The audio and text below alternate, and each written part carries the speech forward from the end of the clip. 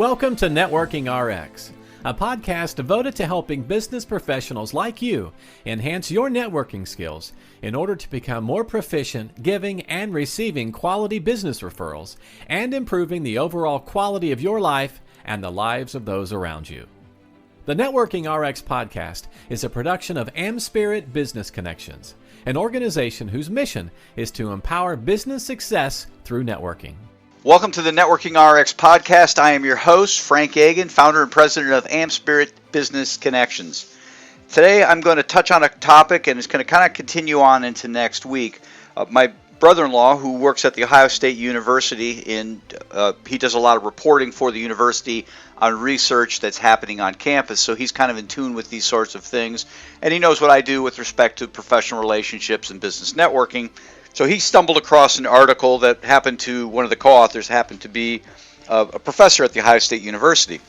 At any rate, this was put into an article, but the title of the article is, and I'll put this in the show notes, a link to the article, How Socioeconomic Status Impacts the Way We Network.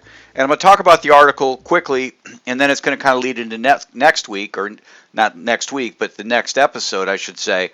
Next episode I have on, I'm going to do an interview with J.V. Crum III. He is an attorney and got an MBA, but he became a self-made entrepreneur millionaire in his 20s. And since has gone on, he's the best-selling author, and he's a keynote speaker. He's a business coach, really a serial entrepreneur. And he has a Huffington Post column on conscious business. And he's the host of the number one ranked Conscious Millionaire podcast.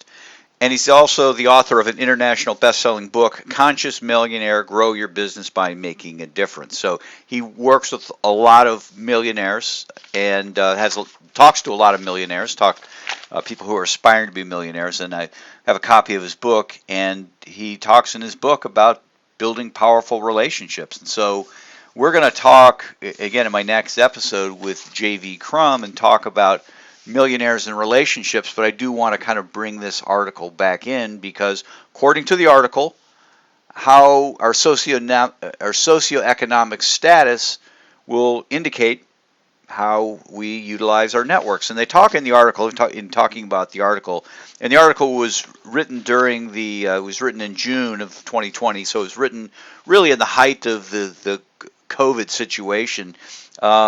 And the article opens up by saying, with COVID-19, it places us all in the same storm, but we're in different boats. And in kind of elaborating on that analogy or that metaphor, what they're basically saying is that we're all susceptible to COVID-19. Everybody on the planet. Just one of those things. Hurricanes happening down in Miami, Florida.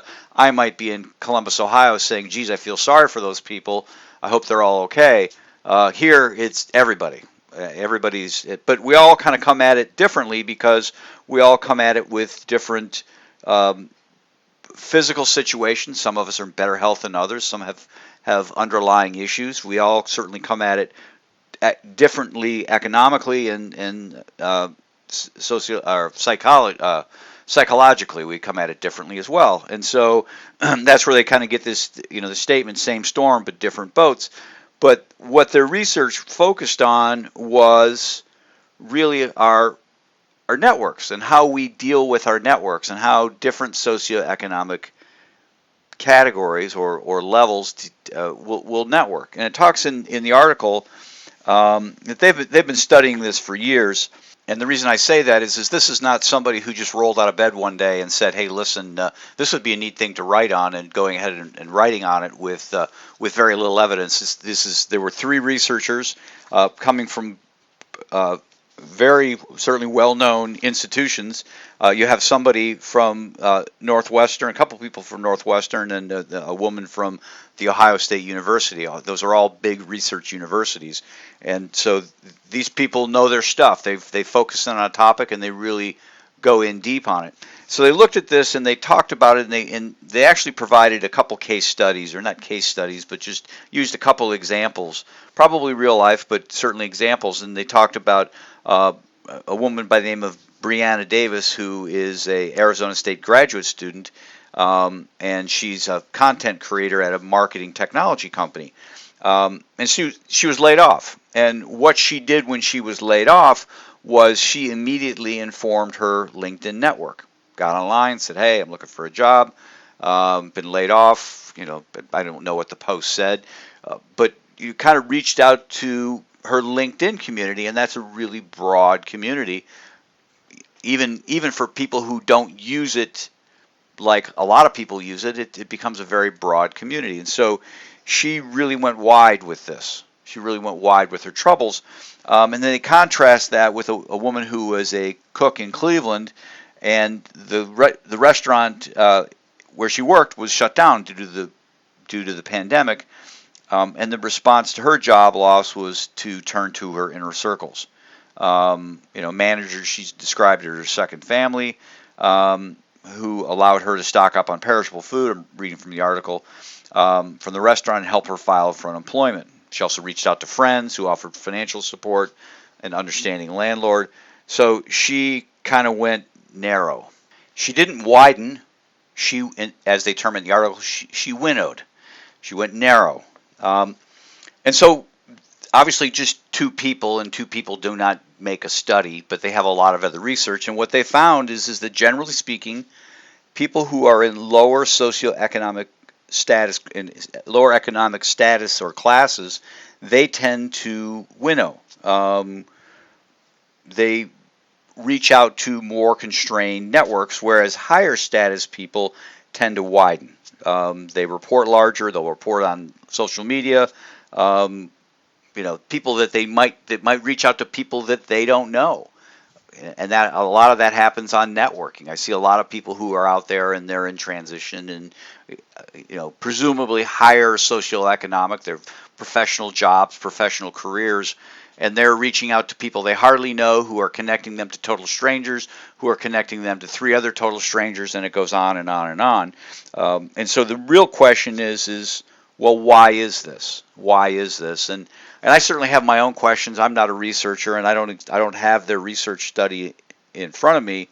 But they ask the question: why are higher socioeconomic status people more likely to widen under threat?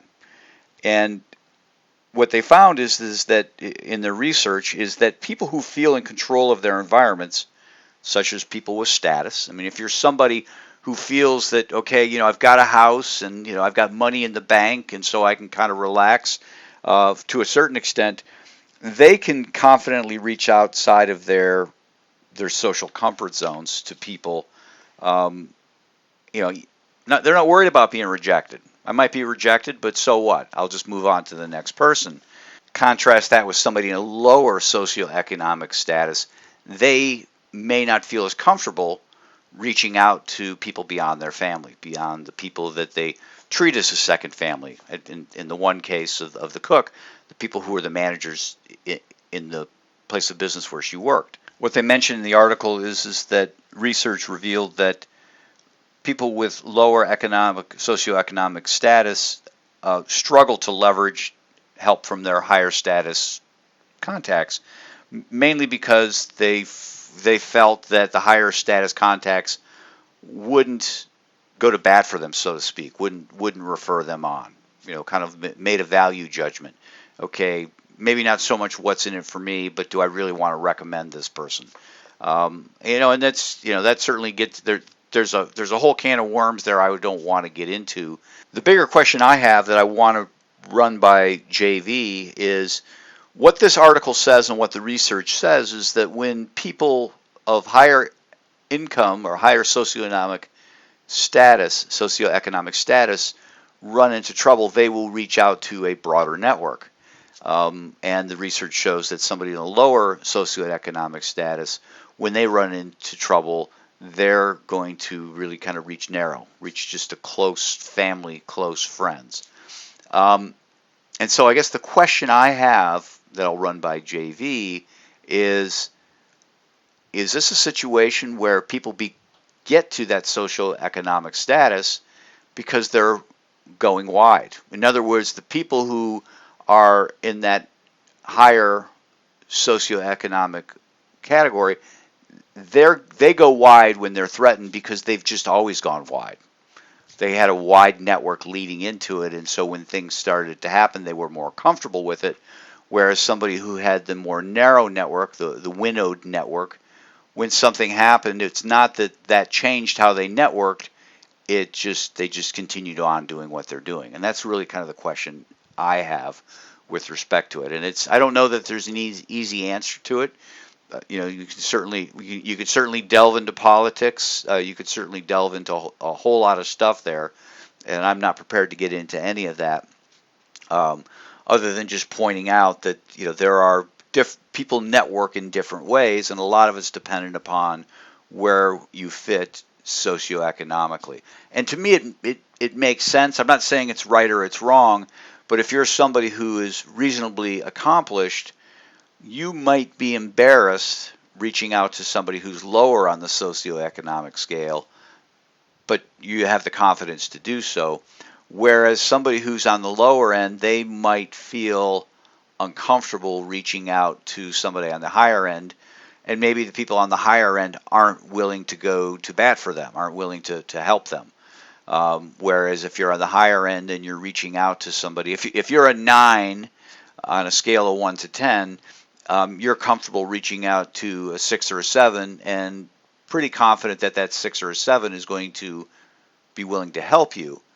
Whereas if you're that 6 or a 7 or the 3 or 4, you're not going to reach out to the 6 or 7 because, one, you might not have connection with them anyways. But even if you do, you might not get the assistance that they would give to the 9 or the 10. And the 6 or the 7 might be saying, oh, you know what, I'm going to help the 9 or the 10 because they're going to get back on their feet and then they'll remember me. Whereas they might look at the 3 or the 4 and say, you know what, I don't know if it's worth my effort. And again, I'm not saying it's right or wrong. I'm just trying to kind of understand what's going on here. When I talk about professional networking, when I talk about how people build relationships, I've never really thought about this issue. I've kind of looked at it as everybody is kind of being in the same boat. We're on the same storm, we're in the same boat. And that's clearly not the case, and this article has really kind of opened my eyes to it. And again, so later this week, next episode, I'm going to talk with J.V. Crum, and we're going to kind of touch on this. And he is somebody who's got years and years of experience talking to other millionaires, and just and talking to them about their relationships and how they've built themselves, and see what he has to say on it. I think that'll be interesting, but then that's just me. It's my podcast. But before we wrap up, remember, being networked is vital. Being networked is absolutely vital. And certainly if you're responsible for driving sales in your business or profession, you know and I know that referrals are the most effective means of generating revenues. And it's always been that way. Referrals are just the best way to get business.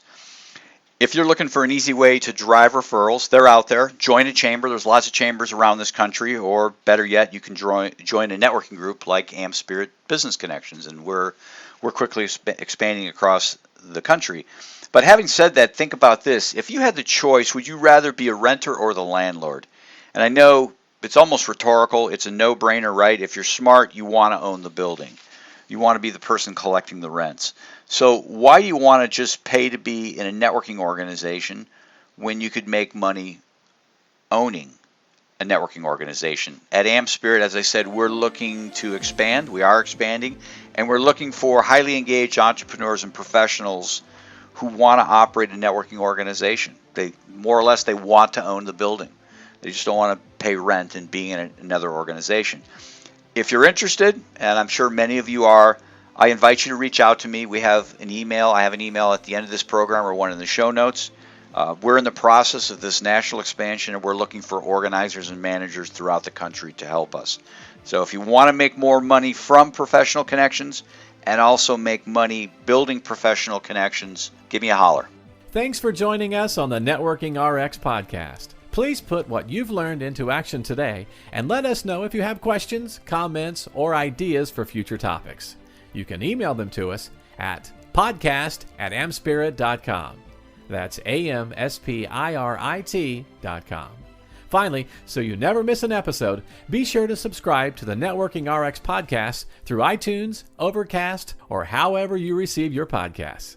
Now get out and network with someone. The Networking RX podcast is the copyright production of AmSpirit Business Connection. All rights reserved.